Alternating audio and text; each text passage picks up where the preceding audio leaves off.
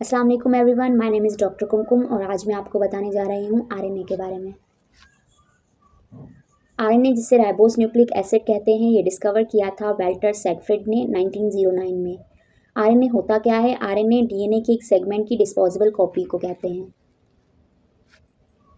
RNA का जो structure है वो कंसिस्ट करता है राइबोस शुगर, फॉस्फेट ग्रुप और 4 नाइट्रोजन बेसिस पर, adenine, guanine, cytosine and uracil.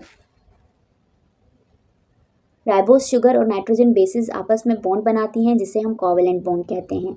जब फॉस्फेट ग्रुप राइबोस शुगर के कार्बन नंबर 5 के साथ अटैच होगा और फिर वो बॉन्ड बनाएगा दूसरे शुगर के कार्बन नंबर 3 के साथ, जिसे हम फॉस्फोडाइस्टर बॉन्ड कहते हैं। ऐसे ही कंटिन्यूटी रहेगी और फिर एक लेडर लाइक स्ट्रक्चर बनती है जिसे हम बैकबोन ऑफ द आरएनए कहते हैं।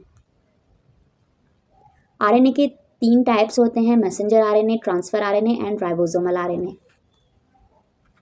आरएनए का जो मेन फंक्शन होता है वो होता है प्रोटीन सिंथेसिस, लेकिन वो carrier of the genetic information भी कहलाता है। प्रोटीन सिंथेसिस में 2 स्टेप्स आते हैं: ट्रांसक्रिप्शन जो कि न्यूक्लियस में होता है और ट्रांसलेशन जो कि साइटोप्लाज्म में होता है। ट्रांसक्रिप्शन में डीएनए से मैसेंजर आरएनए बनता है जो कि मूव करके जाता है साइटोप्लाज्म में, और फिर ट्रांसलेशन का प्रोसेस स्टार्ट होता है जिसमें टीआरएनए और आरआरएनए इन्वॉल्व होते हैं। Differences between DNA and RNA. DNA जिसे डीऑक्सीराइबोस शुगर कहते हैं जिसमें एक ऑक्सीजन कम होती है, और आरएनए जिसे राइबोस शुगर कहते हैं जिसमें 2 ऑक्सीजन पाई जाती हैं। डीएनए जो कि डबल स्ट्रैंडेड होता है और आरएनए जो कि सिंगल स्ट्रैंडेड होता है। डीएनए में थायामीन नाइट्रोजन बेस पाया जाता है और आरएनए में यूरासिल। डीएनए इन्वॉल्व होता है जेनेटिक इन्फॉर्मेशन में और आरएनए इन्वॉल्व होता है प्रोटीन सिंथेसिस में। डीएनए लार्जर इन साइज होता है और RNA smaller in size. RNA disorders.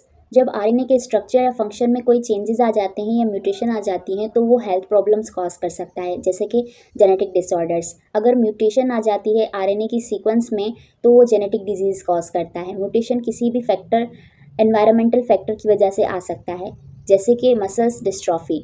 Muscles dystrophy में मसल्स वीक हो जाते हैं और उनकी डिसेबिलिटी जो है वो इंक्रीज़ हो जाती है। दूसरे हैं कैंसरस। जब एबनॉर्मलिटीज़ कॉज होती है आरएनए की रेगुलेशन में तो कैंसर कॉज होता है।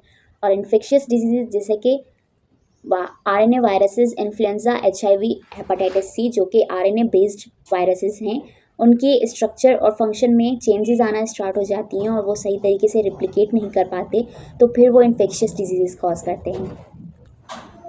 I hope you enjoyed this video. Thank you so much for your precious time.